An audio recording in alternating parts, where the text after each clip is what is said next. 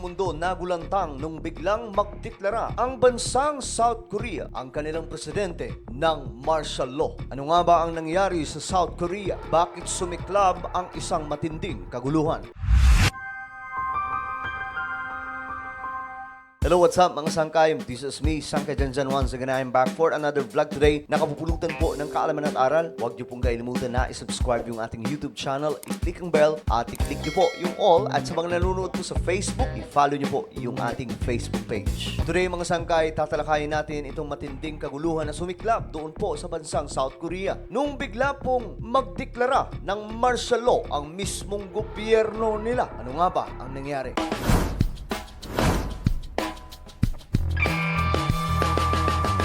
Maraming mga bansa ngayon, mga sangkay, ay nakakaranas po ng iba't ibang kaguluhan. May mga taong nag-aaklas laban sa pamahalaan, nag-aaway-away sa sarili nilang bansa, mga leader ng isang gobyerno na hindi magkakasundo. Ngunit isa lamang po ang mapapansin po natin dito. May mga pansariling interest ang bawat isa kung kaya tumahantong sa isang matinding kaguluhan o may pumuputok na gulo sa isang bansa. Sa panahon po natin ngayon, mga sangkay, ay hindi na po ito katakataka at hindi na po ito bago. Hindi lamang po sa Asia ito nagaganap, kundi maging sa iba't ibang mga bansa doon sa Amerika at sa Europa. Nagaganap ang mga gulo, mga sangkay, na dulot po ng mga pansariling kagustuhan ng mga politiko at ng mamamayan. Ang bansang South Korea, mga sangkay, ay nagkaroon po ng dramatic action. Nito lamang nung ideklara po ni South Korean President Yoon Suk Yeol ang martial law. Ayon po sa report, mga sangkay, ang martial law ay idineklara para maprotektahan ang kanilang bansa sa gulo na dulot, mga sangkay, ng mga sinasabing mga opisyal ng kanilang gobyerno na may mga taga-suporta mula po sa North Korea. Ang North Korea, mga sangkay, ay may matagal na pong plano sa South Korea na ninanais po nito, mga sangkay, na masakop po ang South Korea at mabuo muli ang kanilang iisang bansa na nahati sa dalawa. Ngunit, mga sangkay, ang North Korea ay may sistemang komunista. Pinamumunuan po ng diktador na si Kim Jong-un na palagi pong mainitin ang ulo. Nakaraan lamang, mga sangkay, ay pinasabog ni Kim Jong-un ang mga kakalsadahan na kumukonekta sa South Korea to North Korea. Ito po ay bahagi ng kanilang pagkontra, mga sangkay, ng alyansa ng South Korea at bansang Amerika. Madalas, mga sangkay, ang North Korea ay nagpapakita ng kanilang malakas na sandata, kung kaya't may mga pagpapalipad po ng mga missile. Palagi pong nagbabanta sila, mga sangkay, sa bansang Amerika na at any moment ay pwede daw po silang magpalipad ng kanilang mga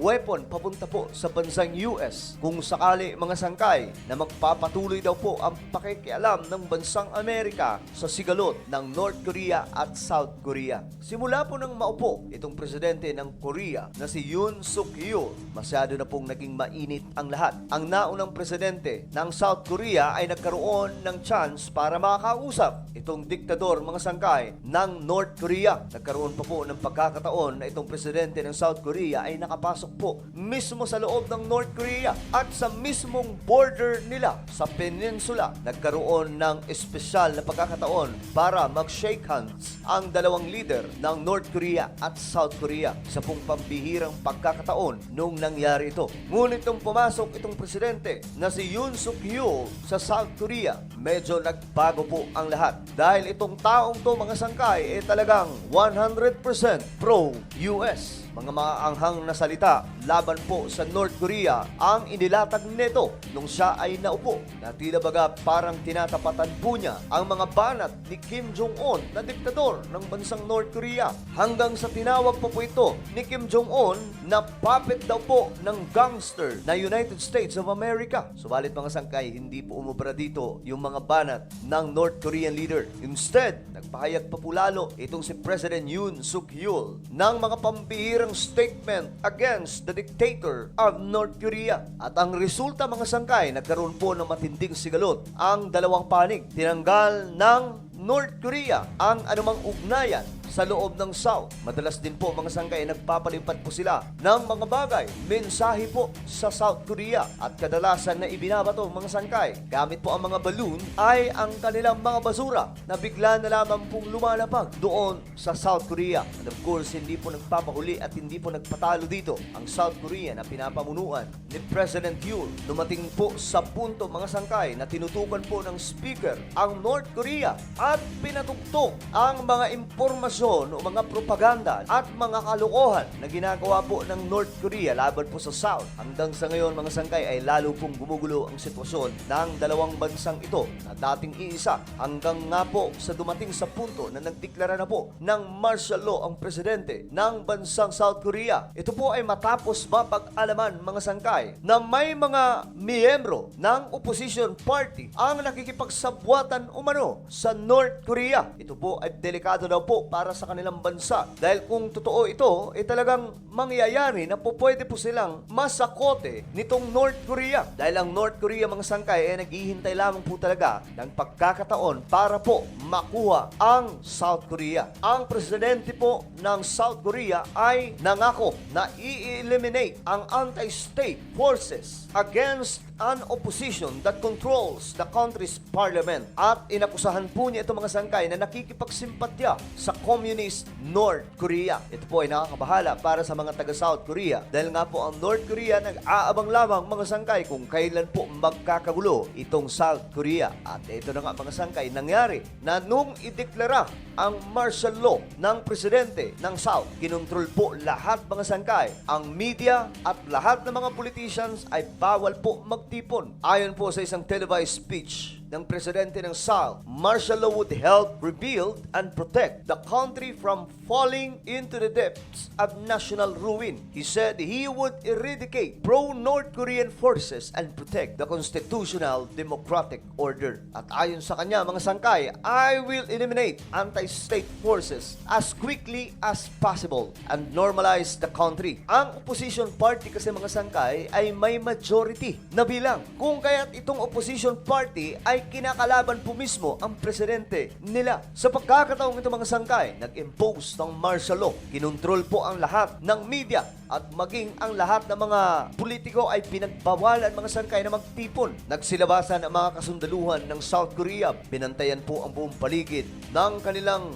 parliament at maging ang buong bansa mga sangkay ay nakaalerto na tila baga mayroon pong papasok na isang pag-atake mula po sa kabilang bansa. Mukha pong nasa digmaan na sitwasyon ang South Korea. Pero hindi po ito ang aktwal na digmaan laban po sa North, kundi digmaan po ng mga politiko sa kanilang bansa. Under South Korea's constitution, the president can declare martial law during wartime, warlike situations, or other comparable national emergency states that require the use of military force to maintain peace and order. Noong idineklara po mga sangkay ang martial law, ang special measures ay pinatupad to restrict the freedom of press. Pinagbawalan po dito ng gusto mga sangkay at hinigpitan ang media, ang maraming mga taga-South Korea. At dahil po dito mga sangkay, maging ang opposition party ay hindi po basta nakagalaw. Ngunit sa pag-aakalang ang martial law mga sangkay ay magbibigay ng kapayapaan sa kanilang bansa at mai-eliminate ang malaking problema na kinakaharap nila. Lalo lamang pong gumulo ang sitwasyon mga sangkay. Marami po ang nagprotesta kahit po may mga sundalo na nakapaligid. Sumugod ang maraming tao mga sangkay sa parliament. Pinalibutan ang building na punong-puno rin po ng mga sundalo ng South Korea hanggang sa nagkaroon po ng gulo sa kanilang bansa. At dahil dito mga sangkay, kinailangan na pong i-eliminate o tanggalin ng presidente ng South Korea itong diniklara nilang martial law. Ilang oras lamang po ang nakakalipas, tinanggal po ang martial law. Nung magbotohan po mga sangkay, ang mga lawmakers doon po sa South Korea, sa pagkakataong ito mga sangkay, mas marami po ang bumoto natanggalin na po ang martial law. At dahil dito, mga sangkay, napilitan po ang presidente ng South Korea na ibaba at tanggalin na po ang batas militar sa kanilang bansa. Ang mga pulis at military ay makikita mga sangkay na paalis na po sa kanilang parliament building. Ngunit ang matinding nangyayari mga sangkay sa South Korea, ang mga tao ay bigla pong nainis sa kanilang presidente at ngayon ay nananawagan po